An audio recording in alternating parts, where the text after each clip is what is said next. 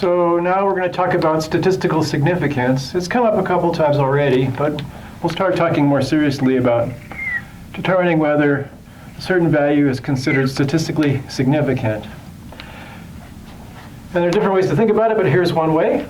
We consider observed values unlikely to occur by chance alone, statistically significant.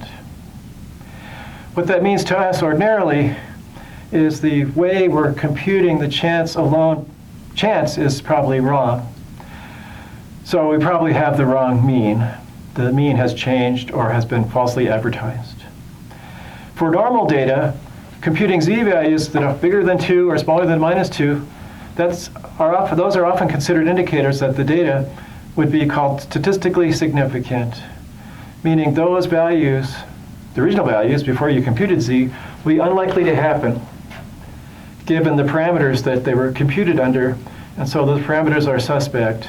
Getting a z number above 2 or below minus 2, because 95% of the time z falls between 2 and minus 2, and so 95% of the time your data would fall between 2 and minus 2 standard deviations away from its mean. So if we see that happen, then we're concerned that the value we're using for the mean might not be right. So here's an example where we're trying to see whether a false claim has been made. An air conditioner manufacturer claims that for their compressor units, the mean is 5 years, and sigma is 0.5 years. And it has a normal distribution of lifetimes with no major repairs. 5 years is not long enough for me. They cost a lot, but I have one that's going to break pretty soon. I think it's been about the 5 years.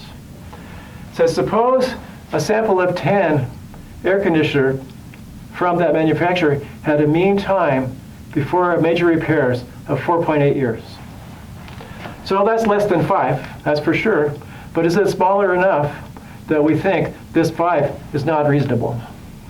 So the way we go about figuring that out is we go ahead, it says, is this value considered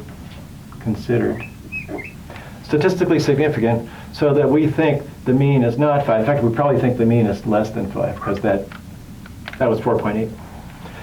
So we go ahead and compute z, 4.8 minus 5 over 0.5 over root 10. So that's z for the x bar. Z for a single value, we just had 0.5 for it, but we have 10, an average of 10 lifetimes for these air conditioners. We get a z of minus 1.265. Now we said we need something smaller than minus 2 or bigger than 2 for us to start to get worried. That's not smaller than minus 2. So what that says is, in the distribution of values you expect to see for these air conditioners, if the mean is 5, that 4.8 is here, 4.8. It's just about a little more than 1 standard deviation below the mean. But it's in that range of values where 95% of the outcomes would fall if you did compute x bar for a sample of 10, because you'd have to get down less than minus 2 standard deviations. And so it's a small value, it's on the small side, but randomly you get above and below 5 no matter what you do. If 5's correct, then sometimes you'll be above 5 and you average 10, and sometimes you'll be below 5 and you average 10. And to be far enough away to think that 5 is not probably realistic, we'd have to be more than 2 standard deviations below the mean. It's not, or maybe 2 standard deviations above the mean. That would be nice for us if it lasted longer than it's supposed to. So we would say the answer is this value considered statistically significant. We go not considered statistically. What else? Significant. Which I wrote off the board. Oh, I managed to keep it on the board. Okay. So that concept of statistical significance just keeps coming up. It's essential for our future in the class to come to terms with this idea that random variation probably did not make that value happen. And so what's more likely to be the case is we're using the wrong value for the mean.